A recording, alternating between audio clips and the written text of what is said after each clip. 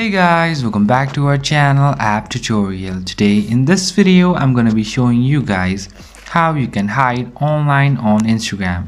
So I'm going to be teaching you a very easy step regarding this one. So if you have any problem or any queries within the process, just let me know in the comment section right away.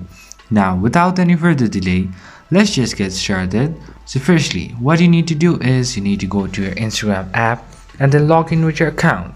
Once you do that, go to this bottom right corner to your profile option and to the top right corner to this three lines, and now you are in the settings option. Now on the search bar, you search for activity, and over here you'll be having this show activity status. Now go over here.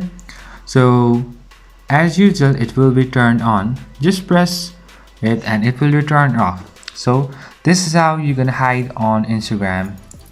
So that's pretty much, guys. That's how you do it. I hope this video is helpful for you guys. So thank you for watching our video, guys.